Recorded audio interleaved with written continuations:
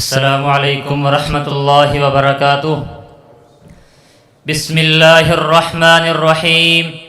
حدثنا عبد السلام بن محمد قال قرأت بعد صحیح البخاری وسمعت بعضه بقراءة الإخوان على الشيخ الحافظ محمد بن الفضل الجندلوي وحصل له الإجازة والقراءة والسماع عن الحافظ عبد المنان الوزير آبادي عن السيد نذير حسين الدهلوي عن الشيخ محمد إسحاق الدهلوي عن عبد العزيز الدهلوي عن والده ولي الله بن عبد الرحيم الدهلوي قال أخبرنا أبو طاهر محمد بن إبراهيم الكردي المديني قال أخبرنا والدي إبراهيم الكردي قال قرأت على أحمد القشاشي قال أخبرنا أحمد بن عبد القدوس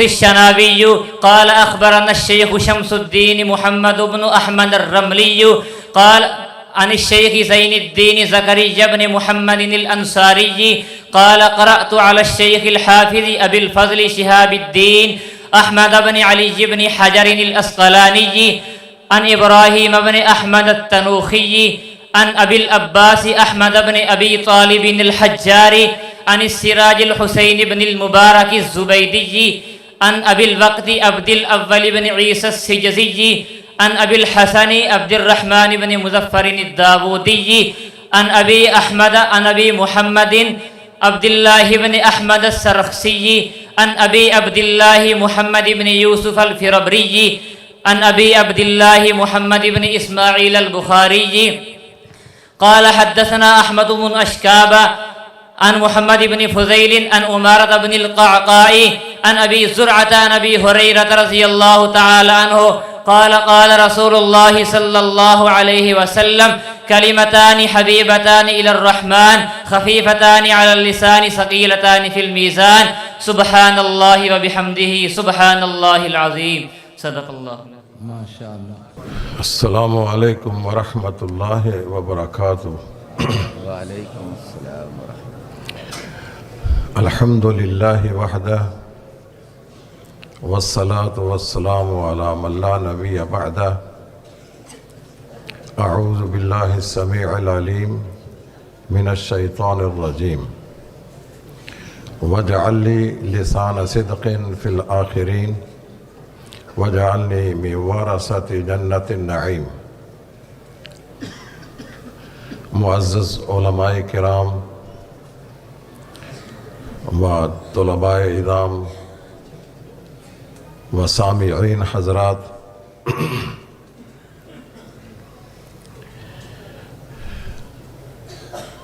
پہلی تو میں آپ سے یہ گزارش کرنا چاہتا ہوں کہ پچھلے دنوں جو مجھے مرض لاحق ہوا ہے، آپ کے سامنے تو میرا چہرہ اس طرح نظر آ رہا ہے کہ میں اچھا بھلا تندرست آدمی ہوں، لیکن حقیقت جانیے کہ اس بیماری نے اندر سے بالکل کھوکھلا کر دیا ہے۔ میں سفر کا متحمل نہیں تھا، صرف مجھے امیر محترم نے حکم دیا اور آپ حضرات کی ملاقات کا شوق دامنگیر تھا، تو میں حاضر خدمت ہو چکا ہوں۔ ابھی کل کی بات ہے، ہمارے رفیق عزیز محترم بھائی قاری محمد ادریس عاصم رحمہ اللہ تعالی، ان کی وفات کا بھی زخم تازہ تھا۔ کل مجھے جنازے کے لیے یہاں لاہور آنا پڑا، تو رات تقریباً 12 بجے میں گھر پہنچا ہوں، اور صبح سے پھر ادھر کو سفر کا آغاز ہوا ہے۔ یہ مجھے پتہ ہے یا میرے ساتھ آنے والے کو پتہ ہے کہ ہم نے سفر کس طرح کیا ہے۔ بہرحال مجھے اس بات پر حیرت بھی ہے، تعجب بھی ہے کہ مجھے برخوردار سیف اللہ خالد نے جو پیغام دیا تھا آج سے 2 دن قبل، اس طرح کی تقریبات کے جو پروگرام ہوتے ہیں وہ آنن فانن نہیں ہوتے ہیں، یہ ایمرجنسی طور پر طے نہیں پاتے ہیں۔ بہرحال مجھے انہوں نے کہا کہ آپ نے درس بخاری آخری حدیث پر درس دینا ہے۔ میں نے کہا ٹھیک ہے۔ تو رات ہی مجھے قادسیہ سے فون آیا کہ امیر محترم کا یہ حکم ہے کہ آپ نے کتاب بخاری اور امام بخاری ان کا تعارف پیش کرنا ہے۔ میں نے کہا ٹھیک ہے۔ اور اب پھر سٹیج پر وہی اعلان ہوا ہے جو مجھے پہلے سیف اللہ خالد نے کہا تھا۔ بہرحال اللہ تعالیٰ مہربانی فرمائیں گے۔ میں نے یہ آیت کریمہ پڑھی ہے وَاجْعَلْ لِي لِسَانَ صِدْقٍ فِي الْآخِرِينَ۔ آپ جانتے ہیں کہ یہ سیدنا ابراہیم علیہ السلام کی دعا کا ایک حصہ ہے۔ انہوں نے اللہ سے یہ دعا مانگی تھی کہ اللہ میرے جانے کے بعد میری اچھی شہرت ہو، لسان صدق، لوگ مجھے اچھے الفاظ سے یاد کریں، میں ایسے کام کر جاؤں کہ دنیا میرے بارے میں اچھے تاثرات کا اظہار کرے۔ اللہ گواہ ہے کہ اللہ تعالیٰ نے سیدنا ابراہیم کی دعا کو حرف بحرف قبول کیا ہے۔ آج دنیا میں جتنے بھی مذاہب ہیں وہ سب کے سب ابراہیم علیہ السلام کو اچھے الفاظ سے یاد کرتے ہیں۔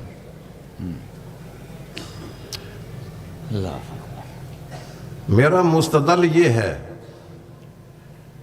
کہ انسان کو دنیا میں ایسا کام کر جانا چاہیے کہ اس کے جانے کے بعد اسے اچھے الفاظ سے یاد کیا جائے۔ ہمارے ممدوح سیدنا امام بخاری رحمہ اللہ تعالی وہ بھی اسی صف میں ہیں کہ آج ان کو یہاں سے رخصت ہوئے صدیاں بیت گئی ہیں، لیکن کوئی بھی آپ کو ایسا انسان دنیا میں نہیں ملے گا جو ان کی تعریف میں رطب اللسان نہ ہو، اپنے ہوں بیگانے ہوں۔ جب تک صحیح بخاری کا درس نہیں لے لیتے ان کو سند فراغت نہیں دی جاتی۔ دلوں کا حال تو اللہ ہی بہتر جانتا ہے۔ بظاہر یہ ہے کہ یہ ان کی مجبوری سمجھیے یا ہمارا شوق سمجھیے یا ذمہ داری سمجھیے، جب تک صحیح بخاری شروع سے لے کر آخر تک نہیں پڑھ لی جاتی اس وقت اس کو سند فراغت نہیں دی جاتی ہے۔ اور یہ جو ہم تقریبات کرتے ہیں ایک نہیں، ہر شہر میں یہ تقریبات کا سلسلہ جاری ہے۔ میں یہ سمجھتا ہوں یہ ان کے لیے خراج عقیدت ہے، یہ ان کے لیے صدقہ جاریہ ہے، یہ ان کے لیے لسان صدق ہے کہ آج ہم یہ تقریب بخاری انہیں منعقد کرتے ہیں۔ امام بخاری رحمہ اللہ تعالی انہوں نے یوں ہی اس کی تصنیف نہیں کر دی ہے، بڑی بڑی تکلیفیں اٹھائی ہیں، بڑے اسفار کیے ہیں۔ یہ برخوردار بیان کر رہے تھے، ایک عرب محقق نے یہ تفصیل بیان کی ہے کہ انہوں نے مختلف مقامات کے سفر کیے ہیں، یہ کتنے کلومیٹر کا سفر ہے، وہ تقریباً 10,000 کلومیٹر کا سفر بنتا ہے، اس سے کہیں زیادہ تو ہو سکتا ہے، کم نہیں ہے۔ یہ سفر صرف حدیث کے لیے کیا، اور امام بخاری نے کتاب العلم میں ایک عنوان قائم کیا ہے، باب الخروج فی طلب العلم، کہ طلب علم کے لیے سفر کرنا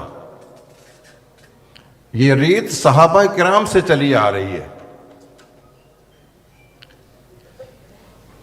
اور پھر امام بخاری نے ایک اثر نقل کیا ہے، معلق حدیث نقل کی ہے کہ رحل عبداللہ بن جابر، حضرت عبداللہ بن جابر نے سفر کیا ایک حدیث کے لیے، مسیرۃ شہر، 1 مہینہ کا سفر، سند عالی حاصل کرنے کے لیے. حدیث تو ان کو پہنچ چکی تھی، لیکن عالی سند حاصل کرنے کے لیے انہوں نے شام کا سفر کیا ہے. 1 مہینہ سفر کرتے رہے ہیں. وہاں پہنچے، عبداللہ ابن انیس کا پتہ کیا، دروازہ کھٹکھٹایا، باہر نکلے، مطلب بیان کیا کہ میں آیا کس لیے ہوں، ایک حدیث سننے کے لیے. اس نے حدیث سنا دی. پھر عرض کیا آپ ہمارے مہمان ہیں، میں آپ کا میزبان ہوں، اندر آئیں، پانی پئیں، کھانا کھائیں، آرام کریں، کل تشریف لے جائیں. فرمایا کہ نہیں، میں جس مقصد کے لیے آیا تھا وہ میرا مقصد حاصل ہو گیا ہے. سیدنا ایوب انصاری رضی اللہ تعالی عنہ، انہوں نے مصر کا سفر کیا ہے ایک حدیث لینے کے لیے. میں تو حیران ہوتا ہوں کہ اللہ تعالیٰ نے ان لوگوں کو پیدا ہی اس لیے کیا تھا.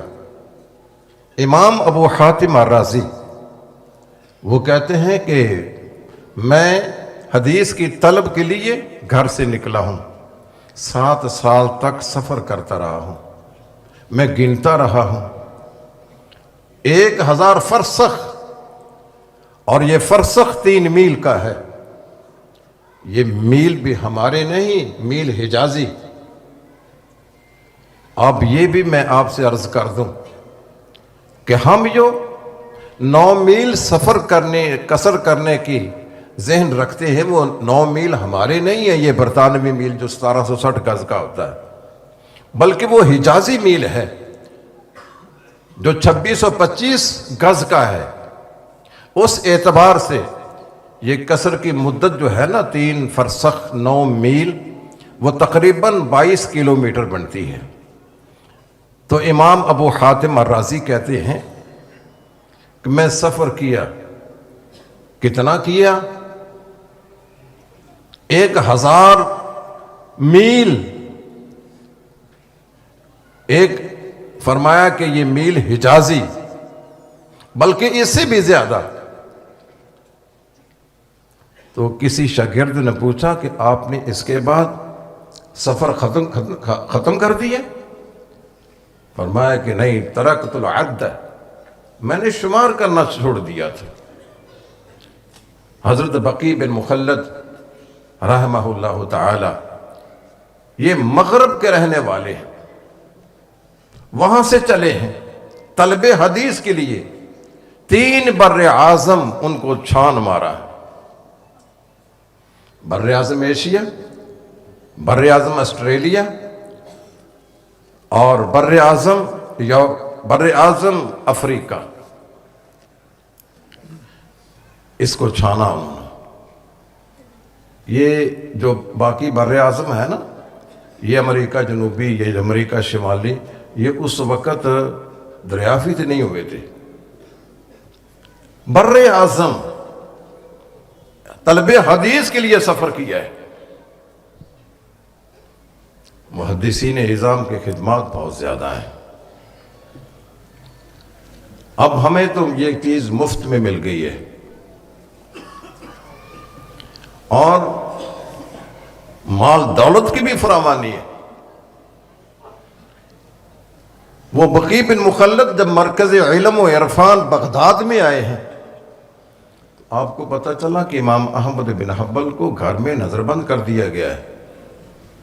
جیسے کہ برخوردار بیان کر رہے تھے کہ ایک فقیرانہ لباس پہن کر دروازے پر دستک دیتے، حدیث سنتے، چلے جاتے. 300 حدیث کا سماع اس طرح درویشانہ لباس میں کیا ہے. اور جب نظر مدی سے رہائی ملی نا، تو مجلس لگی علم و عرفان کی، تو آپ نے بقی بن مخلد کو بلایا مجلس میں، ھذا الذی یقع علیہ اسم الطالب، یہ وہ شخص ہے جسے صحیح معنوں میں طالب علم کہا جا سکتا ہے۔ تو میرے بھائیوں، عزیزوں، طالب علموں، یہ جو حدیث کی طلب ہے یہ شروع سے اسی طرح چلی آ رہی ہے۔ مجھے یاد پڑتا ہے، اب تو ماشاءاللہ ان مدارس میں، جامعات میں سہولیات ہیں، ابھی دور کی بات نہیں ہے۔ ہم جب جلال پور پیروالا میں پڑھا کرتے تھے، میرے ساتھ حافظ صاحب عبدالغفار مدنی حافظہ اللہ تعالی یہ بھی تھے۔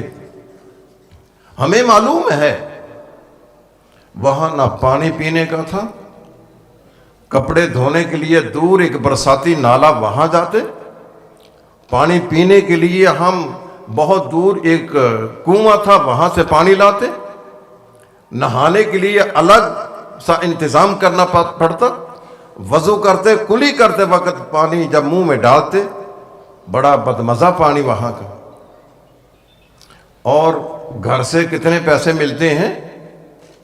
میرے والد محترم ایک مزدور پیشہ انسان، وہ مجھے 10 روپے دیتے ہیں، 10 روپے میں سے میاں چنو سے وہاں کا 3 روپے جانے کا خرچ اور 3 روپے آنے کا کرایہ نکال کر باقی 4 روپے اس سے ایک مہینہ نکالنا ہے۔ تو اس طرح، یہ تو ابھی کل کی بات ہے، اس سے ذرا پیچھے چلے جائیں آپ کہ محدثین کرام نے اس حدیث کے لیے کتنی تکلیفیں اٹھائی ہیں اور کس قدر آزمائشوں میں پڑے ہیں۔ عزیز طلبہ، یہ اللہ کی رحمت ہے کہ ہمیں یہ دولت گھر بیٹھے مل رہی ہے۔ یہ بخاری، صحیح بخاری، جس کا یہ درس سننے کے لیے آپ یہاں بیٹھے ہیں، جس کے آخر حدیث پڑھی گئی ہے، یہ صرف حدیث کی کتاب نہیں ہے بلکہ زندگی گزارنے کا ایک ضابطۂ اخلاق، ضابطۂ قانون ہے۔ امام بخاری نے جب اس کو لکھا ہے تو آپ کے سامنے کئی ایک چیلنج تھے، کئی ایک فتنے تھے، تو آپ نے اس بخاری کو جو لکھا ہے نا، اس کے کئی ایک مقاصد ہیں۔ میں ان مقاصد میں سے 3 کا ذکر کرتا ہوں۔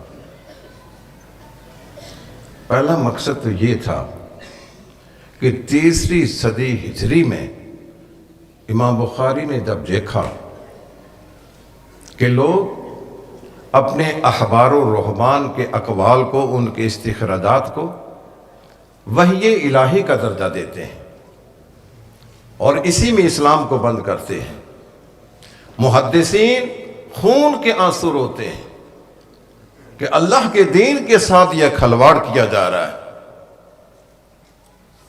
انسانی کدوکاوش، اس کو دین کا درجہ دیا جا رہا ہے۔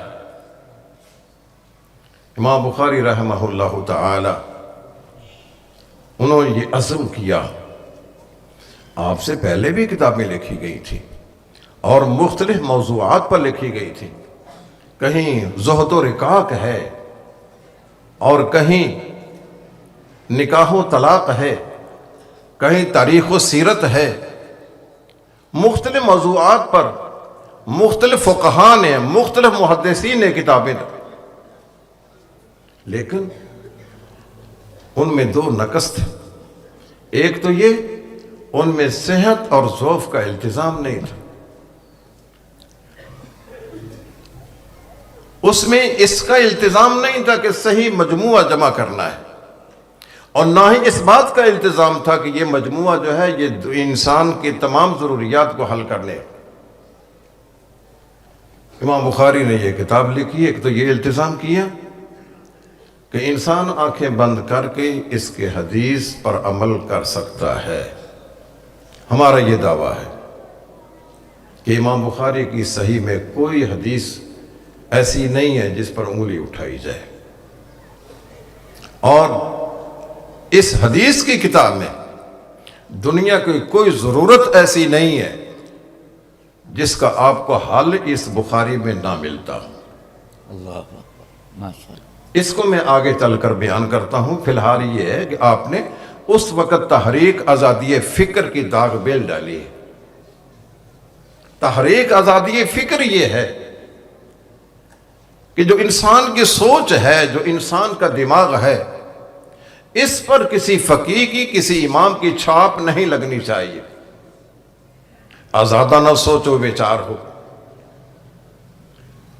اس تقلید کے بندوں سے بالا تر ہو کر انسان سوچے۔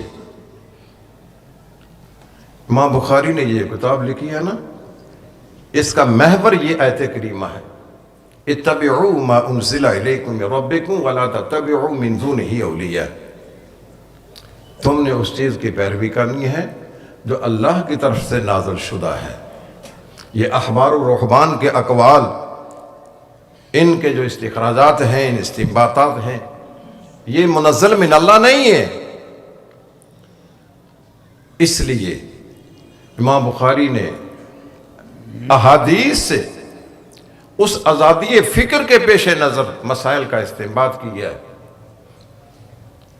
کسی امام کی چھاپ اپنے آپ پر نہیں لگنے دی ہے۔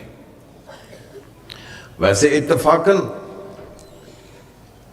آپ کی سوچ، آپ کا مسئلہ کسی امام کی بات کے موافق ہو جائے تو اس اتفاقی توافق کو ہم یہ نہیں کہہ سکتے کہ وہ یہ ان کے مقلد ہیں۔ اگرچہ کچھ لوگوں نے امام صاحب کو کہا ہے کہ یہ شافعی المسلک ہیں یا حنبلی مذہب کے والے ہیں، لیکن یہ غلط ہے۔ یہ کتاب الجمعہ کو لے لیا آپ، کتاب الجمعہ کے اندر جو آپ نے منہج پیش کیا ہے وہ ساری بخاری میں ہے۔ میں بطور مثال کے آپ کو کہتا ہوں کتاب الجمعہ میں یہ امام ابو حنیفہ رحمہ اللہ تعالی ان کا یہ موقف ہے کہ جو دیہات ہیں، بستیاں ہیں، وہاں جمعہ نہیں ہوتا ہے۔ جمعے کی ادائیگی کے لیے مختلف شرائط ہیں۔ امام بخاری نے کتاب الجمعہ میں ایک عنوان قائم کیا ہے، باب الجمعۃ فی القریٰ والمدن۔ پھر حضرت انس رضی اللہ تعالی عنہ بیان کرتے ہیں کہ مسجد نبوی کے بعد سب سے پہلا جمعہ جو ادا کیا گیا ہے وہ عبد القیس کی مسجد جواسہ نامی بستی میں تھا۔ اس سے معلوم یہ ہوا کہ شہر کی قید لگانا، وہاں عدالت کی قید لگانا، قاضی کا ہونا، یہ قیدیں لگانا، یہ خود ساختہ ہے۔ قریہ، المدن، القرآن، امام بخاری نے یہ ثابت کیا ہے کہ حضرت امام ابو حنیفہ کا ادب اور احترام اپنی جگہ پہ ہے، ہم ان کی ناقدری نہیں کرتے ہیں، لیکن ان کی ہر بات کے ساتھ اتفاق کر لینا یہ ہمارا منہج نہیں ہے۔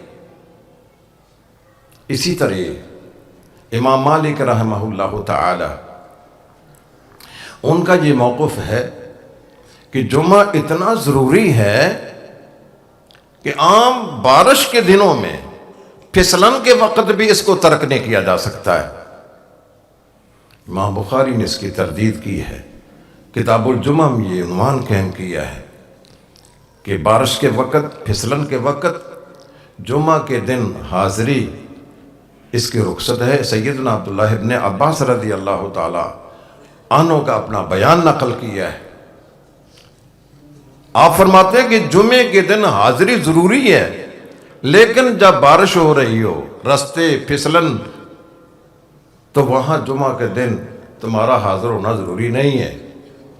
میں نہیں چاہتا ہوں تم کیچڑ سے لتھڑے ہوئے مسجدوں میں آؤ، تمہیں رخصت ہے، اگر ایسے حالات ہیں تو گھر میں ظہر کی نماز پڑھ لو۔ امام شافعی رحمہ اللہ تعالی وہ فرماتے ہیں کہ جمعہ کی ادائیگی کے لیے نا کم از کم 40 آدمی ہونے چاہیے، اگر اس سے کم ہیں تو جمعہ نہیں ہو سکتا ہے۔ امام بخاری نے یہ عنوان قائم کر دیا کہ 40 سے کم آدمی بھی اگر ہوں تو جمعہ اگر ہوتا ہے تو امام کی نماز بھی صحیح ہے اور جمعہ پڑھنے والوں کی نماز بھی صحیح ہے۔ اور وہ حدیث لائے ہیں کہ نبی کریم جمعہ پڑھا رہے تھے تو مدینہ میں ایک تجارتی قافلہ آیا، انہیں آتے ہی اعلان کیا کہ جو اشیاء صرف ہیں، عام روزمرہ کی اشیاء ہیں، وہ آ کر لے جائیں۔ تو اس وقت کافی سے لوگ وہ اٹھ کر چلے گئے۔ قرآن کریم نے اس کا نوٹس لیا ہے اور فرمایا کہ تارکو کا قائمہ، آپ کو کھڑا خطبہ دیتے ہوئے چھوڑ کر چلے گئے۔ ان کی تعداد کتنی تھی؟ 12۔ ان 12 آدمیوں کا جمعہ صحیح ہے تو 12 کی بجائے 40 آدمی کی قید لگانا، اس کا کیا مقصد ہے؟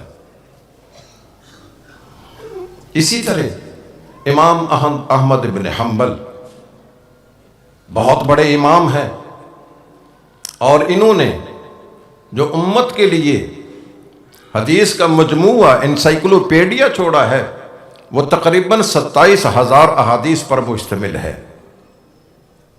اتنی خدمات ہیں اس انسان کی، اور ابتلاء و محن، آزمائشیں وہ الگ ہیں۔ ان کا یہ موقف ہے کہ جو جمعہ ہے نا، وہ زوال آفتاب سے پہلے بھی پڑھا جا سکتا ہے۔ امام بخاری نے اپنی صحیح میں ہی یہ عنوان قائم کر دیا، الجمعہ تو بعد الزوال، زوال آفتاب کے بعد جمعہ ہوگا، زوال آفتاب سے پہلے جمعہ نہیں ہوگا۔ تو میں یہ عرض کر رہا ہوں، امام بخاری نے یہ طرح ڈالی ہے آزادی فکر کی، اور ان تقلیدی بندنوں سے آزاد ہو کر کسی امام کی چھاپ اپنے آپ پر نہیں لگنے دی ہے، اور پورے کا پورا ایک زندگی کا قانون وہ آپ کے حوالے کیا ہے۔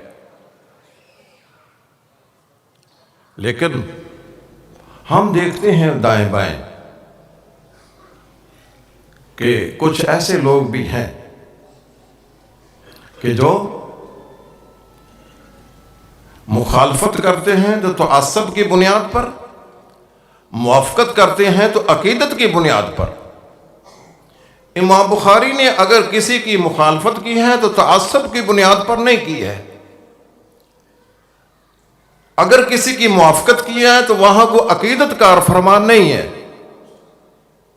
میں آپ کو ایک مثال دے دیتا ہوں کہ ہمارے ہاں اگر موافقت ہے تو عقیدت کی بنیاد پر ہے، اگر مخالفت ہے تو وہ تعصب کی بنیاد پر ہے۔ مثلا آپ اٹھائیں فتاوی عالمگیری، جس کو 500 علماء نے مل کر تدوین کی ہے، اس کے حاشیے پر فتاوی قاضی خان ہے، وہاں لکھتے ہیں کہ شافعی عورت سے حنفی مرد شادی کر سکتا ہے، لیکن حنفی عورت سے شافعی مرد شادی نہیں کر سکتا ہے۔ حالانکہ دین اسلام میں جو شادی کی بنیاد ہے وہ یہ نہیں ہے من ترضون دینہ وخلقہ فزوجوہ، اس کے دین کو دیکھو، اس کے اخلاق و کردار کو دیکھو، یہ ہے سٹیٹس ہمارا۔ نہ حسب و نسب کو دیکھو، نہ مال و دولت کو دیکھو، نہ حسن و جمال کو دیکھو، نہ ہی اور کسی چیز کو دیکھو۔ دین کی بنیاد، اخلاق اور کردار کی بنیاد۔ تو یہ کیا ہوا کہ حنفی مرد وہ شافعی عورت سے شادی تو کر سکتا ہے، لیکن شافعی مرد حنفی عورت سے شادی نہیں کر سکتا ہے۔ البحر الرائق، اس میں اس کی وجہ لکھی ہے، وہ اس سے بھی عذر گناہ بدتر از گناہ۔ وہاں لکھا ہے کہ ہم شوافع کو اہل کتاب سمجھتے ہیں، یہ اہل کتاب ہیں۔ اہل کتاب کہ عورت سے شادی کرنا تو جائز ہے، لیکن کوئی اہل کتاب مرد ہماری عورت سے شادی نہیں کر سکتا ہے۔ جادو وہ ہوتا ہے جو سر چڑھ کر بولتا ہے۔ یہ تو تھی مخالفت تعصب کی بنیاد پر۔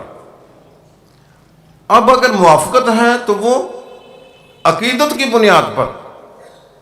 آپ جانتے ہیں علماء اور طلباء ہیں، جب ہم کسی چیز کا سودا کرتے ہیں نا، ہمیں دو قسم کے اختیارات ملتے ہیں۔ اگر اس چیز میں کوئی عیب ہے تو آپ جب چاہیں اس کو واپس کر دیں، اس کو خیار عیب کہا جاتا ہے۔ اور ایک خیار مجلس ہوتا ہے، آپ مجلس میں بیٹھے ہوئے ہیں، سودا پکا ہو گیا ہے، تو آپ کو مجلس میں بیٹھے ہوئے کوئی اختیار ہے کہ آپ اس کو فسخ کر دیں۔ البیعان بالخیار ما لم یتفرقا، خرید و فروخت کرنے والے ان کو اختیار ہے جب تک تفرق آپس میں جدا جدا نہیں ہوتے ہیں۔ اب یہاں پھر ایک موشگافی نکالی ہے۔ اس تفرق سے مراد تفرق الابدان ہے یا تفرق بالکلام ہے؟ ہمارے جو احناف ہیں وہ کہتے ہیں کہ اس سے مراد تفرق بالکلام، جب بات ان کی ختم ہو جائے، اختیارات ان کو اس وقت تک ہے جب بات چیت کر رہے ہیں۔ اگر سودا پکا ہو گیا ہے، بات کر لی ہے، تفرق بالکلام واقع ہو چکا ہے تو پھر ختم، پھر اختیار نہیں ہے۔ خیار مجلس امام شافعی رحمہ اللہ تعالی محدثین کے مطابق وہ کہتے ہیں، اور ہمارے یہ بھائی خیار مجلس کو نہیں مانتے ہیں۔ وہ اس کا جواب یہ دیتے ہیں کہ اس سے تفرق سے مراد تفرق بالابدان نہیں ہے، اس سے تفرق بالکلام ہے۔ اچھا جی، ہم پوچھ لیتے ہیں اس حدیث کے راوی سے، اس سے مراد کیا ہے؟ سیدنا عبداللہ ابن عمر رضی اللہ تعالیٰ عنہ جب کسی چیز کا سودا کرتے ہیں نا تو آپ کو وہ چیز پسند آ جاتی، تو آپ فوراً مجلس برخاست کر دیتے، مجلس سے الگ ہو جاتے۔ تو اس سے معلوم یہ ہوا کہ حضرت عبداللہ ابن عمر اس سے مراد تفرق بالکلام نہیں بلکہ تفرق بالابدان کے قائل و فاعل تھے۔ اب بات میں یہ کرنا چاہتا ہوں کہ یہ مانتے ہیں کہ صواب، صحیح، درست فیصلہ امام شافعی کا ہے، دلائل کے اعتبار سے، براہین کے اعتبار سے امام شافعی صحیح کہتے ہیں کہ خیار مجلس ملنا چاہیے، بائع کو بھی مشتری کو بھی۔ صحیح بات یہ ہے، امام شافعی برحق ہیں، لیکن اس لیکن کے آگے اندھیر نگری ہے۔ ہم جو کہ امام ابو حنیفہ کے مقلد ہیں، یجب علینا تقلید و امامنا، ہم پر امام کی تقلید واجب ہے۔ یعنی حق سمجھنے کے باوجود عقیدت کی بنیاد پر اس کی موافقت کی جا رہی ہے، حق کی بنیاد پر نہیں، عقیدت کی بنیاد پر۔ اس لیے امام بخاری نے اپنی صحیح میں تحریک آزادی فکر اس کی طرح ڈالی ہے۔ ذہن دیکھو نا، اللہ تعالیٰ کے رسول کے بارے میں فرمایا نا کہ توق اور اغلال اس کو اتارا ہے تم سے، کہ نہ گلے میں توق پہنو نہ پاؤں میں بیڑیاں پہنو، تم مادر و پدر آزاد ہو۔ اس قرآن و حدیث کے مطابق فکر کو آزاد رکھ کے سوچو بچار کرو اور مسائل کا حل کرو۔ کسی امام کی اس پر ٹھپا نہ لگے، چھاپ نہ لگے۔ تحریک آزادی فکر اس کے علمبردار ہیں امام بخاری رحمہ اللہ تعالی، اور مجھے آپ حضرات سے بھی یہی امید ہے کہ ہاں امام بخاری کے پیچھے چلتے ہوئے آپ کی اتباع میں آپ نے اپنے فکر اور ذہن کو کسی امام کی تقلید کے ساتھ جکڑنا نہیں ہے، آپ نے آزادانہ سوچ و بچار کرنی ہے، ذہن کو آزاد کر کے. وہ ہم مادر و پدر آزادی کے بھی قائل نہیں ہیں، لیکن اس کی کچھ حدود و قیود ہیں. بہرحال ہمارا یہ مقصد تھا کہ امام بخاری نے تحریک آزادی فکر کی طرح ڈالی ہے. ایک تو یہ ہے مقصد. دوسری یہ ہے فقہ الحدیث. ایک ہے حدیث، ایک ہے فقہ الحدیث. حدیث کی فقاہت، حدیث کے اندر مسائل کا استنباط، استخراج. امام بخاری کے دور میں یہ عام تھا. لوگ یہ کہتے تھے بھائی بات یہ ہے کہ انسان کی ضروریات بے شمار ہیں، لیکن جو قرآن و حدیث کی نصوص ہیں وہ محدود ہیں. یہ قرآن کریم کے آیات کتنی ہیں، احادیث کتنی ہیں تو شمار میں آ سکتی ہیں، لیکن ضروریات بے شمار. اور ہماری ضروریات کے لیے یہ قرآن کی نصوص، احادیث کی نصوص ناکافی ہیں. اس کے لیے ضروری ہے کہ ہم قیاس کا سہارا لیں، استحسان کا سہارا لیں، ادھر ادھر جائیں، کیونکہ یہ تو ناکافی ہیں. امام بخاری نے فرمایا غلط کہتے ہو. میرے رب نے فرمایا الیوم اکملت لکم دینکم واتممت علیکم نعمتی ورضیت لکم الاسلام دینا. جب میرے رب نے دین کو مکمل کر دیا ہے تو اس میں دینی ضروریات کا استقصاء بھی کر دیا ہے. ہمیں کوئی ضرورت نہیں ہے قرآن و حدیث سے باہر جانے کی. امام بخاری نے یہ ثابت کر کے دکھا دیا ہے. تم لاؤ اپنی ضروریات، میں تمہیں بتلاتا ہوں قرآن سے اور حدیث سے ہم نے اس کو ثابت کرنا ہے. ہم کتنی ضروریات، یہ کھانے کی ضرورت ہے، پینے کی ضرورت ہے، پہننے کی ضرورت ہے، شادی بیاہ کی ضرورت ہے، غمی کی ضرورت ہے. آپ گن لیں اپنے ضروریات کتنی ہیں آپ کی. آپ زیادہ سے زیادہ اپنی 30 ضروریات کو نہیں شمار کر سکتے. لیکن امام بخاری نے جو بڑی بڑی ضروریات ہیں نا، یہ جو کتابیں، کتاب بدر الوحی، کتاب الایمان، کتاب العلم، اور آگے ہے کتاب الوضو، کتاب الاذان، یہ آخر تک کتاب التوحید تک یہ بڑی بڑی ضروریات ہیں. یہ تقریباً 100 کے قریب ہیں بڑی بڑی کتابیں. یہ مین گیٹ جو ہیں یہ انسانی ضروریات ہیں. اس کے تحت ذیلی ضروریات آتی ہیں. ان ضروریات کو ثابت کیا ہے احادیث قرآن کی آیات سے. لاؤ، امام شافعی یہ کہا کرتے تھے تم لاؤ میرے پاس کوئی ایسی ضرورت، میں تمہیں قرآن اور حدیث سے اس کا ثبوت فراہم کرتا ہوں، اسے ثابت کر کے دکھاتا ہوں. اللہ. امام بخاری نے یہ ثابت کر کے دکھایا ہے کہ انسانی ضروریات وہ اس قرآن سے، اس حدیث سے ثابت ہوتی ہیں. البتہ ثابت کرنے کے لیے کچھ مغز ماری کرنا پڑتی ہے، محنت کرنا پڑتی ہے. امام بخاری نے صحیح بخاری میں ایک عنوان قائم کیا ہے، الاحکام التی تعرف بالدلائل. وہ احکام جو دلالتوں سے پہچانے جاتے ہیں. وما معنی الدلالہ وما کیفیتها. دلالت کسے کہتے ہیں؟ ہمارے عام طور پہ جو اہل حدیث ہوتے ہیں نا، ان کا بھی دماغ خراب ہوتا ہے. وہ کہتے ہیں اس مسئلے کے لیے کو قرآن کی آیت پیش کرو یا حدیث پیش کرو، بس ہم کسی استنباط کی طرح استخراج کی طرف نہیں جائیں گے. حالانکہ محدثین نے اس دلالت کی اقسام لکھی ہیں. وہ دلالت عبارت النص، دلالت النص، اشارت النص، اقتضاء النص. ضروری نہیں ہے کہ آپ کا مسئلہ قرآن کی عبارت سے حل ہو، حدیث کے الفاظ سے حل ہو. اس کے علاوہ بھی دلائل ہیں. عبارت النص کیا ہے؟ قرآن کی عبارت سے، حدیث کی عبارت سے کسی مسئلے کا استنباط، کسی مسئلے کو حل کرنا ہے.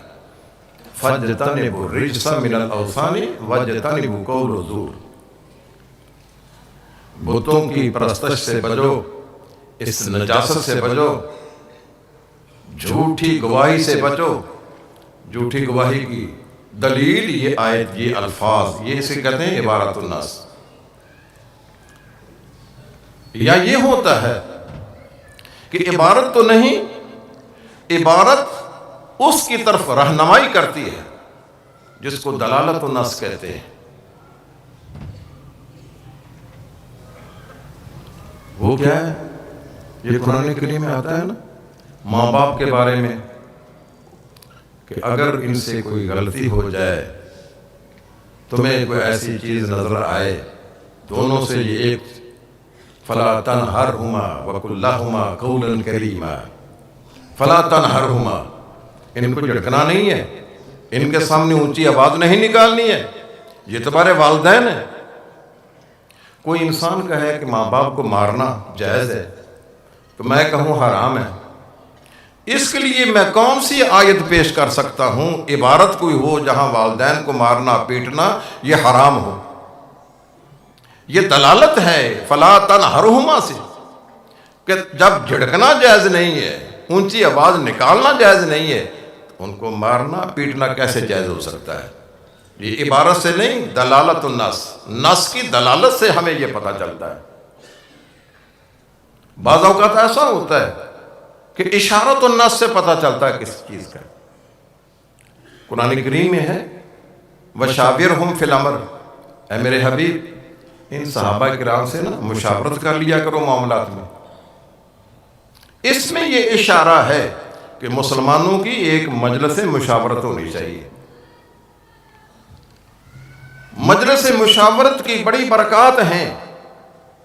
ہم تو یہ بھی کہتے ہیں کوئی مفتی وہ اکیلا ہی اپنے فتووں کو نہ چھوڑے، یہ مشاورت کے ساتھ علماء سے مشورے کے بعد، خود رسول اللہ صلی اللہ علیہ وسلم صحابہ کرام سے مشاورت کرتے ہیں۔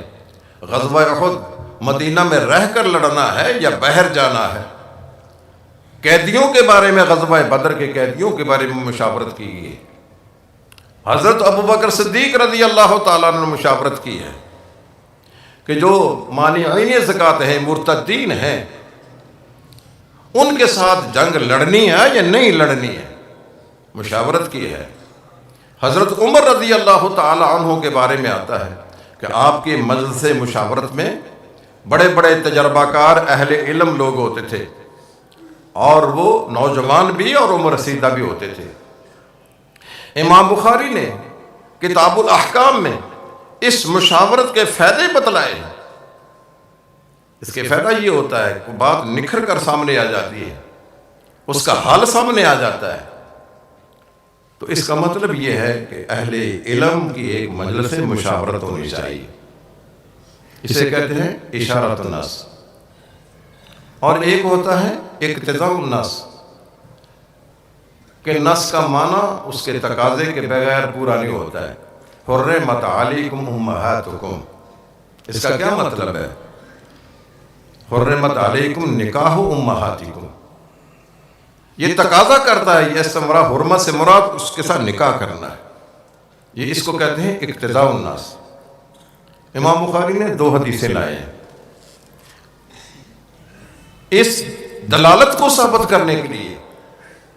ایک دلالت ہوتی ہے شرعی، آپ نے فرمایا کہ گھوڑے 3 طرح کے لوگ رکھتے ہیں، اللہ کی راہ میں جہاد کرنے کے لیے، یا اپنے بچاؤ کے لیے، یا فخر و ریا کے لیے۔ حدیث بیان کی آپ نے، تو کسی نے پوچھا کہ ان گدھوں کے بارے میں آپ کا کیا خیال ہے؟ یہ تو گھوڑوں کے بارے میں حدیث ہے۔ رسول اللہ صلی اللہ علیہ وسلم نے یہ آیت پڑھ کر سنا دی، فَمَن يَعْمَلْ مِثْقَالَ ذَرَّةٍ خَيْرًا يَرَهُ وَمَن يَعْمَلْ مِثْقَالَ ذَرَّةٍ شَرًّا يَرَهُ۔ اس آیت کے عموم میں وہ مسئلہ بھی حل ہو سکتا ہے کہ ہر چیز کے خیر کے پہلو بھی ہیں، شر کے پہلو بھی ہیں۔ تو ایک اگر کسی حدیث کے کسی مسئلے کے بارے میں نص نہیں ملتی ہے تو کسی دوسرے حکم میں کے عموم میں اس کو داخل کیا جا سکتا ہے. اس کو دلالت شرعی کہتے ہیں. اور ایک دلالت عرفی بھی ہوتی ہے، عقلی بھی ہوتی ہے، اس کو ہم لغوی بھی کہتے ہیں. رسول اللہ صلی اللہ علیہ وسلم کے پاس ایک عورت آئی اور اس نے کہا یا رسول اللہ جب میں اپنی روٹین کے ایام سے فارغ ہو جاؤں تو کس طرح غسل کروں؟ آپ نے کہا خذی فرصۃ ممسکۃ فتوضئی بہا، ایک روئی کا ٹکڑا لو جس کو مشک اور کستور لگا ہوا ہو، فتوضئی بہا، اس سے وضو کرو. اب اس بیچاری کو کیا پتا کہ وضو کیسے کرنا ہے، وہ بار بار پوچھتی ہے کیف اتوضأ بہا یا رسول اللہ، میں اس روئی کے ٹکڑے کے ساتھ جس کو مشک لگا ہوا ہے، کستوری لگی ہوئی ہے، میں اس کے ساتھ وضو کیسے کروں؟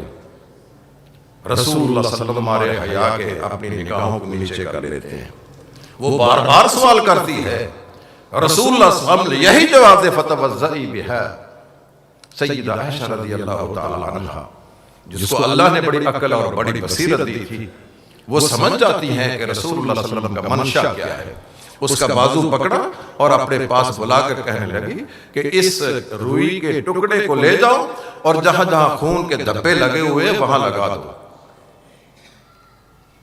تو اس دلالت کے ذریعے اماں عائشہ نے اس کو سمجھایا ہے. اس کو کہتے ہیں دلالت لغوی بھی کہتے ہیں، دلالت عقلی بھی کہتے ہیں، دلالت عرفی بھی کہتے ہیں. تو یہ مختلف قسم کی دلالتیں ہیں جس سے مسائل کا استنباط کیا جاتا ہے. اس کو ہم فقہ الحدیث کہتے ہیں. امام بخاری رحمہ اللہ تعالیٰ نے، ہم یہ سمجھتے ہیں کہ احادیث کا تکرار ہے، یہ بار بار حدیثیں آ رہی ہیں، اور کچھ منتلے اس طرح کے بھی اٹھے ہیں. انہوں نے کہا کہ ان تکرار کو حذف کر کے نا ایک الگ کتاب بنا لے، اس کو کہتے ہیں نبذہ. وہ نبذے تیار کیے. ان بیچاروں کو پتہ نہیں ہے کہ امام بخاری نے تکرار جو لائے ہیں کسی حدیث کا وہ بلا فائدہ نہیں ہے. اس سے کسی نے کسی مسئلے کا استنباط کیا ہے، کسی حکم کو نکالا ہے. ویسے کون ہے جو بار بار ایک ہی حدیث کو وہاں بیان کرتا رہے؟ تو انہوں نے نبذے تیار کیے، وہ باقاعدہ نصاب میں شامل ہیں، وہ اپنے مدارس میں پڑھاتے ہیں نبذوں کو. امام بخاری نے ایک ایک حدیث سے 20 مسائل اخذ کیے ہیں. یہ حدیث بریرہ آپ جانتے ہیں کہ وہ کسی کی لونڈی ہے، تو انہوں نے نا ان سے عقد کیا، مکاتبت اسے کہتے ہیں، تحریری ایگریمنٹ اسے کہتے ہیں کہ میں 1 کلو چاندی دے کر ماہانہ سالانہ اقساط میں تم سے آزادی حاصل کر لوں. وہ اماں عائشہ کے پاس گئی تعاون کے لیے، امی جان میں نے اپنے آقاؤں سے یہ ایگریمنٹ کیا ہے، آپ میرے ساتھ تعاون کریں. اماں عائشہ نے فرمایا کہ میں 1 مشت چاندی دے کر تجھے آزاد کرواتی ہوں، لیکن ایک شرط ہے. وہ کیا؟ ولا میری ہوگی. ولا اس تعلق کو کہتے ہیں جو آزاد کرنے والے کو ملتا ہے. اس کا فائدہ یہ ہوتا ہے کہ اگر وہ آزاد کردہ غلام یا عورت لونڈی مر جائے، اس کا کوئی نسبی وارث نہ ہو، اس کی وراثت صاحب ولا کو ملتی ہے. یہ اس کا فائدہ ہوتا ہے. تو وہ کہنے لگے کہ ہم آزاد کرانا تو کرا لو، لیکن ولا ہم اپنے پاس رکھیں گے. اماں عائشہ نے نبی کریم سے ذکر کیا نا، آپ نے فرمایا وہ 100 شرطیں بھی لگا دینا، انما الولاء لمن اعتق، ولا اس کو ملے گی جس نے اس کو آزاد کیا ہے. یہ حدیث بریرہ جو ہے نا، امام بخاری نے اس سے 30 مسائل نکالے. 30 جائیں آپ بخاری کھول کر دیکھیں، مختلف مقامات پر مختلف مسئلے کا حل ہے.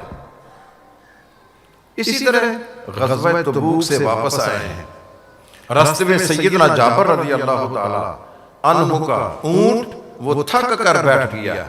رسول اللہ صلی اللہ علیہ وسلم نے اس کو کچوکا لگایا, وہ اٹھ کھڑا ہوا. نبی کریم کو جابر سے بڑی محبت تھی. وہ بیچارے تھے تو غریب, 7 بہنیں ہیں, باپ کا قرضہ ہے. یہ قرضہ کیسے اتارا, ایک لمبی داستان ہے. بہنوں کی شادی کیسے کی, ایک لمبی داستان ہے.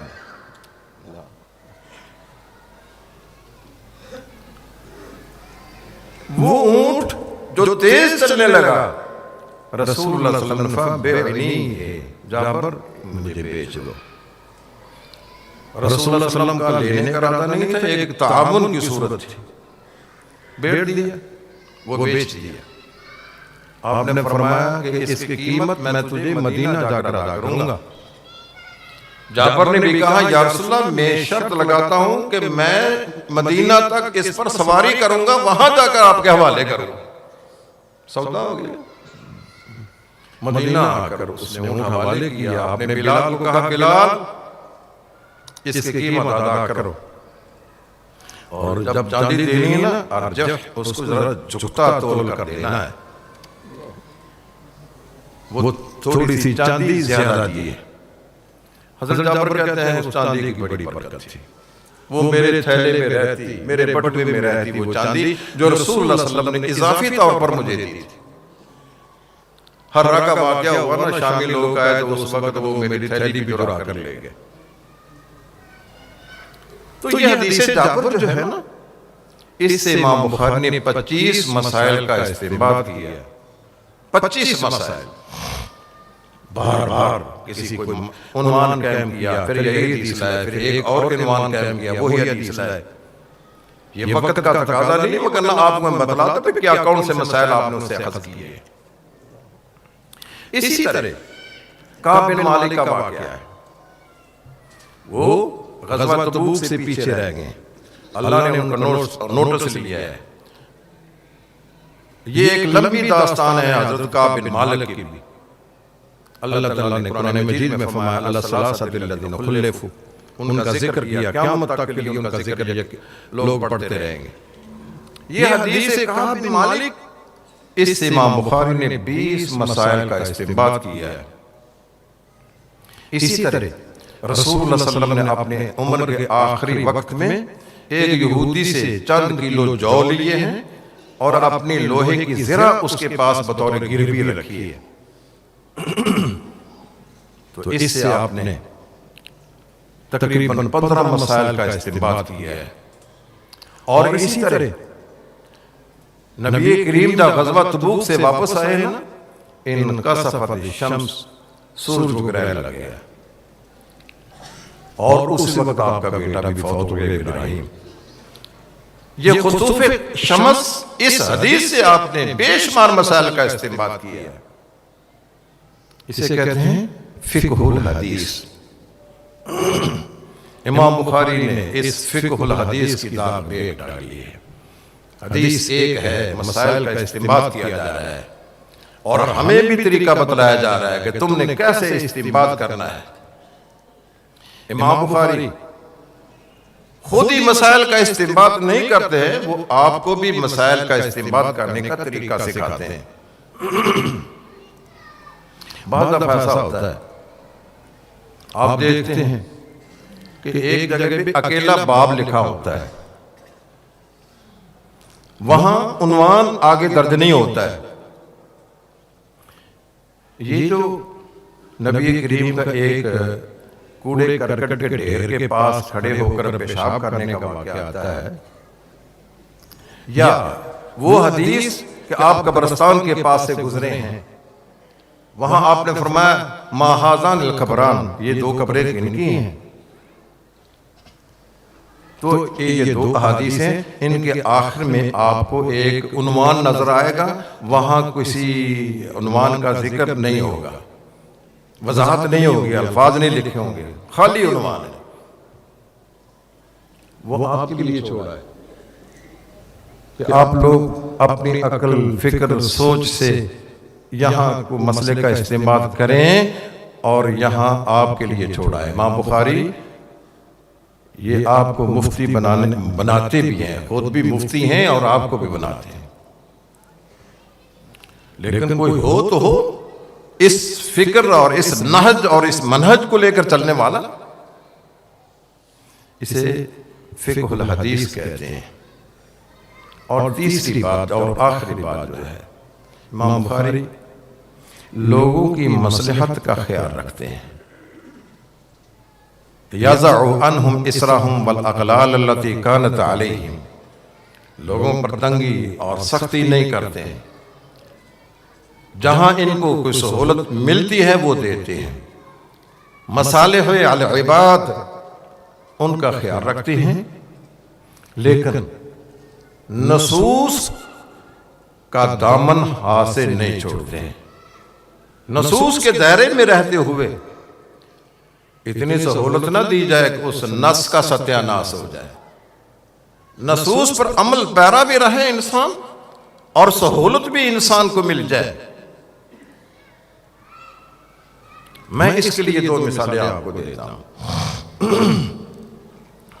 یہ جو ہماری لڑکیاں گھروں سے بھاگ جاتی ہیں زیورات اٹھا کر، پیسہ اٹھا کر، یہ جو بغاوتیں کرتی ہیں، ان کو کہاں سے شاہ ملتی ہے؟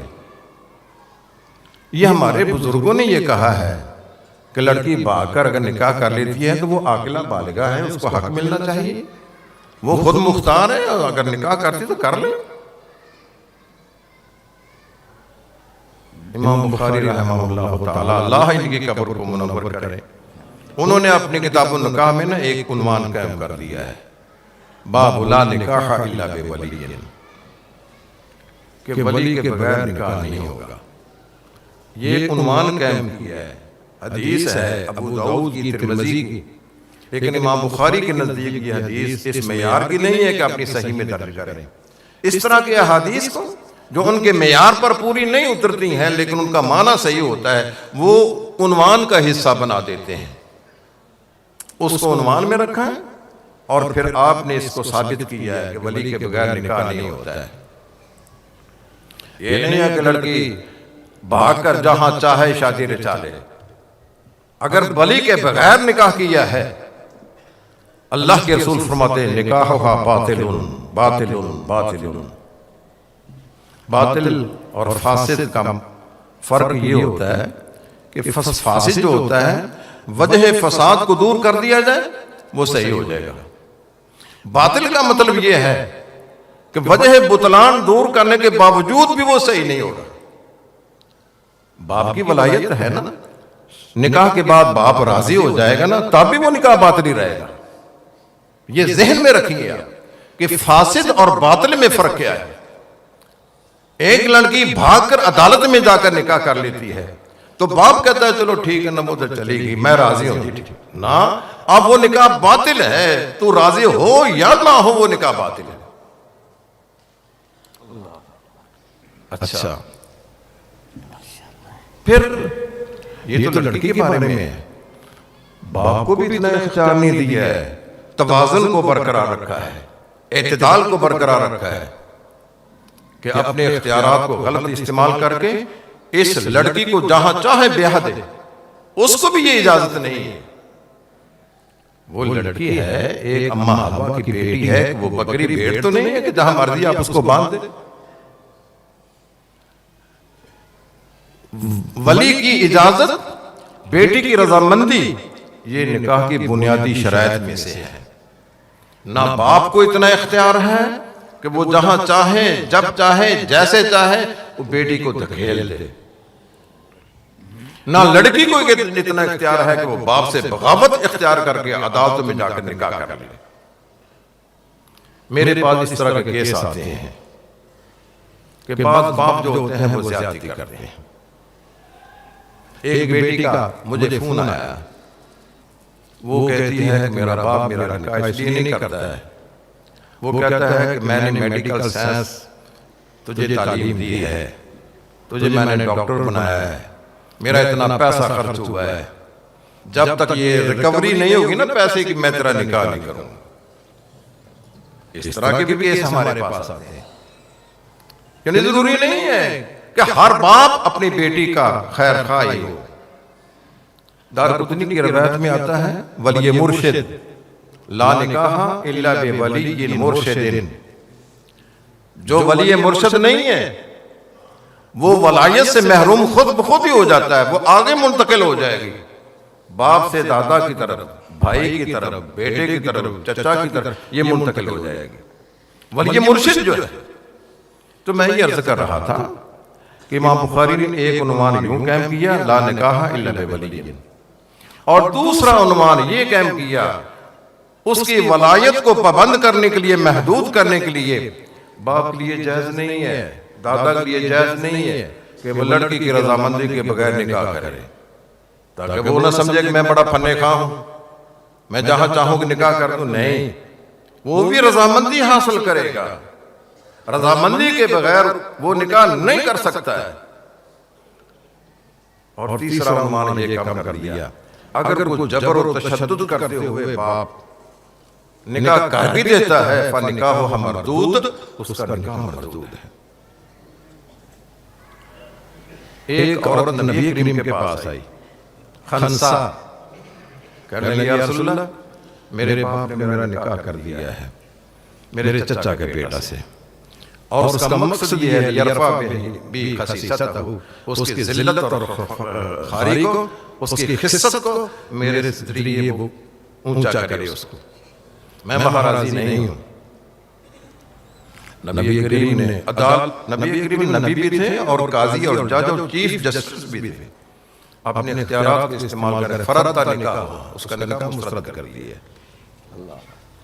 تو یہ کہنے کا مقصد یہ ہے امام بخاری سہولت دیتے ہیں لیکن نصوص کو اپنے ہاتھ سے جانے نہیں دیتے۔ ایک مثال، دوسری مثال یہ ہے مفقود کہتے ہیں جس کا خامند گم ہو جائے، مفقود الخبر۔ یہ پچھلے دنوں اسلم قریشی، آپ شاید نہیں جانتے ہوں گے، یہ بزرگ جانتے ہیں، وہ گم ہو گیا تھا، 9 سال وہ گم رہا ہے، 9 سال۔ اس میڈیا کے دور میں جو دجالی میڈیا ہے، اس کی نگاہوں میں بھی وہ نہ آ سکا، بڑے ہنگامے ہوئے، کئی قتل و غارت ہوئے، بڑے گلی کوچوں میں لوگ نکلے اس کے حق میں کہ اس کو برآمد کیا جائے۔ وہ 9 سال کے بعد ایران سے برآمد ہوا ہے۔ خامند گم ہو سکتا ہے، اب کرنا کیا ہے؟ خامند جس کا گم ہو جائے وہ عورت کیا کرے؟ ہماری فقہ حنفی نے اس کا حل یہ نکالا ہے کہ وہ 100 سال تک انتظار کرے۔ یہ ہدایت کا مسئلہ ہے، 100 سال تک۔ ایک لڑکی اس کی عمر 18 سال تھی جب نکاح ہوا ہے، تو نکاح کے بعد اس کا خامند گم ہو گیا، وہ 118 سال جب پورے نہ کر سکے گی نا، اس کو نکاح کرنے کی اجازت نہیں ہے۔ 118 سال کے بعد اس نے خاک نکاح کرنا ہے، کیا نکاح کرے گی؟ یہ حل نکالا ہے، اور یہ حل اس قدر مدح کا خیز تھا، خود اپنے بھی اپنا سینہ پیٹ چکے۔ مولانا اشرف علی تھانوی نے ایک رسالہ لکھا الحیلۃ الناجزہ، اس میں اس مقہورہ مظلومہ کا حل پیش کیا ہے۔ وہ کہتے ہیں کہ اگرچہ دلائل، براہین، عقل، نقل کے اعتبار سے ہمارا موقف صحیح ہے، لیکن ہم چاہتے ہیں کہ اس کو بھی سہولت دیں، اس کو بینیفٹ دیں، اس لڑکی کے لیے۔ اس کا حل یہ نکالا ہے کہ ایسے حالات میں امام مالک کی فقہ پر عمل کیا جا سکتا ہے، وہ ہے 4 سال، کہ 4 سال تک انتظار کرے۔ اور امام مالک کے فتوے کی بنیاد بھی سیدنا عمر رضی اللہ تعالیٰ عنہ کا فتویٰ ہے، جو بہقی کے اندر ہے، کہ ایسی عورت 4 سال تک انتظار کر کے اور پھر عدالت کے ذریعے عدالت میں پیش ہوگی، عدالت اپنے طور پر 4 سال تک اس کی جانچ پڑتال کرے گی، اگر وہ نہیں ملتا ہے تو وہ ڈگری دے دے گی کہ وہ فوت ہو چکا ہے، اس کے بعد وہ 4 ماہ 10 دن عدت وفات گزار کر نکاح کرنے کی مجاز ہے۔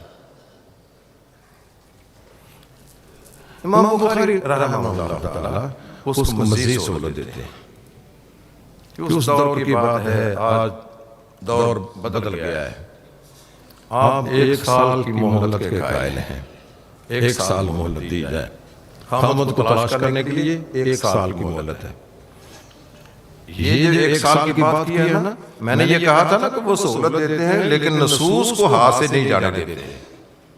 اس کے پیچھے کچھ نصوص ہیں، کچھ فتاوی ہیں۔ امام بخاری نے سعید ابن مسیب سید التابعین ان کا ایک فتویٰ نقل کیا ہے۔ آپ بخاری کھولیں نا، کتاب الطلاق، حکم المفقود فی اہلہ و مالہ، کہ مفقود انسان کے اہل کے بارے میں اور مال کے بارے میں کیا فیصلہ ہے۔ تو یہ 1 سال کے بارے میں سعید ابن مسیب فرماتے ہیں کہ اگر کوئی آدمی اس طرح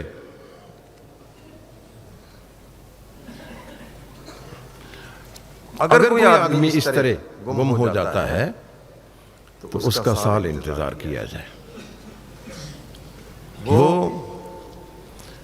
صفوف قتال کی صفوں میں لڑائی کے وقت وہ گم ہو گیا ہے، سال پر انتظار کرو، سال کے بعد پھر وہ عورت کو یہ نکاح کرنے کی 4 ماہ 10 دن عدت گزارے گی اور وہ مجاز ہے کہ آگے نکاح کر سکے۔ اچھا، ایک دوسرا یہ ہے کہ انہوں نے حضرت عبداللہ بن مسعود کا ایک اثر پیش کیا ہے۔ انہیں ایک لوڈی خریدی، قیمت کے ادائیگی سے پہلے اس کا گھر اس کا مالک تھا وہ گم ہو گیا۔ 1 سال انتظار کیا تو پھر وہ صدقہ کرنا شروع کر دیا اس کی قیمت کا۔ اور تیسری یہ ہے کہ امام زہری کا یہ فیصلہ ہے کہ اگر کوئی قیدی ہے تو قیدی لاپتہ ہے، اس کے لیے بھی 1 سال کا انتظار ہے۔ پھر ایک حدیث ہے یزید ابن منبعث، وہ جو حدیث لقطہ ہے، وہ کہتے ہیں 1 سال تک انتظار کرو، اعلان کرو۔ اس سے باب کا استنباط یہ ہے کہ 1 سال اس طرح گمشدہ چیز کا انتظار کیا جائے۔ تو مطلب یہ ہے کہ امام بخاری رحمہ اللہ تعالی نصوص کو تھامتے ہوئے لوگوں کو سہولت دیتے ہیں۔ تو یہ 3 مسائل تھے جو امام بخاری نے اپنے صحیح میں درج کیے ہیں۔ ایک تحریک ازادی فکر، فقہ الحدیث، اور مصالح عباد پر نظر، نصوص کی پابندی کرتے ہوئے۔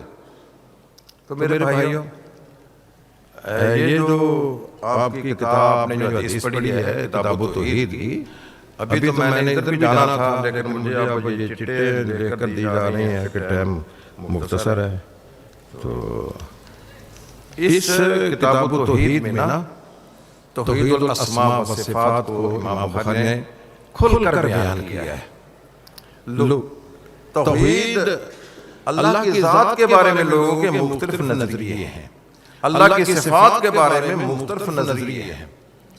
میں ان نظریات کی تفصیل میں نہیں جانا چاہتا ہوں۔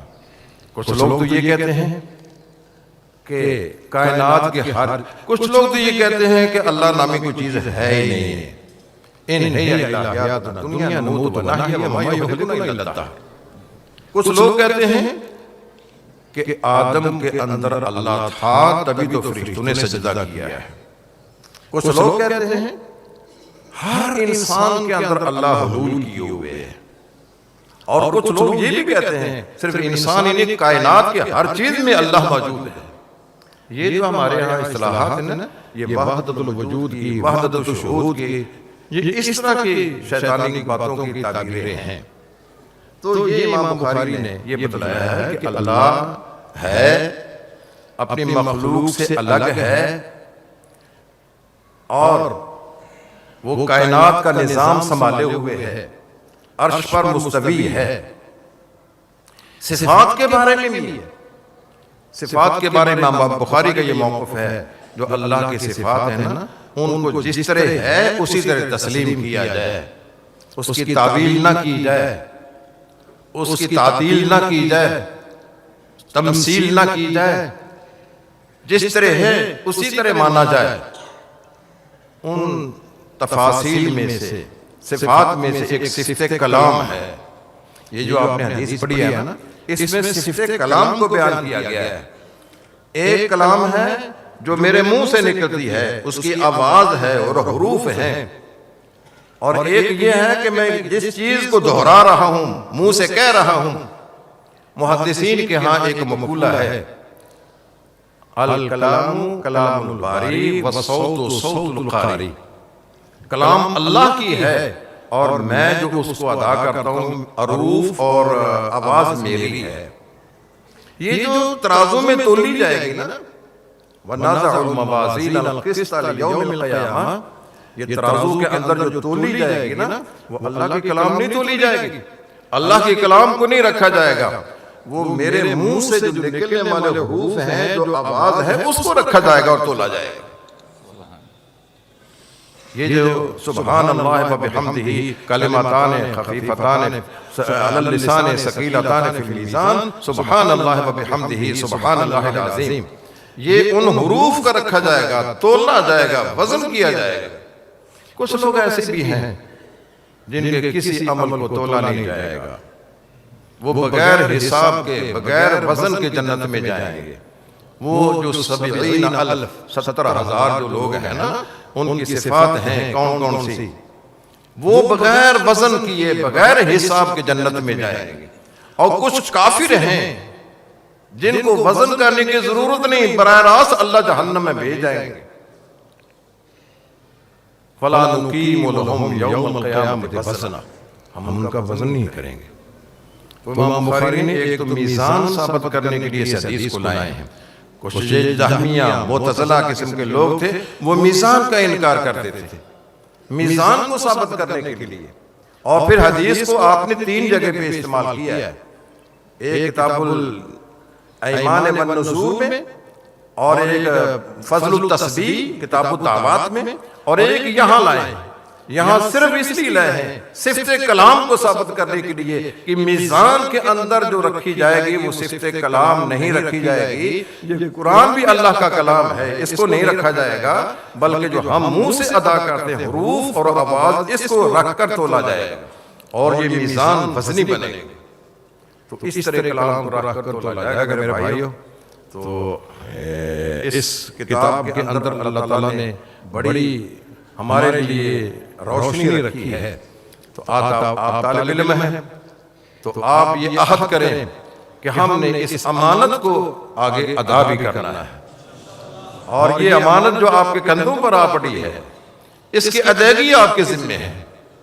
اب ہم لوگ تو عمر کا حصہ گزار چکے ہیں، اب یہ آپ لوگوں کا کام ہے. آپ اٹھیں، ہم بھی آپ کے ساتھ ہیں، لیکن آپ پر ذمہ داری زیادہ ہے. آپ اصحاب کہف کی یاد کو تازہ کرتے ہو، انہم فتیۃ آمنوا بربہم وزدناہم ھدی. یہ نوجوان، ان کا تازہ خون ہوتا ہے، اس خون جو شیلے کو آپ نے کسی اللہ کے دین کی سربلندی کے لیے صرف کرنا ہے، وہاں خرچ کرنا ہے. اللہ تعالیٰ سے دعا کیجئے کہ اللہ ہمیں عمل کی توفیق عطا فرمائے. وَأَقُولُ قَوْلِي هَذَا وَآخِرُ دَعْوَانَا الْحَمْدُ لِلَّهِ رَبِّ الْعَالَمِينَ.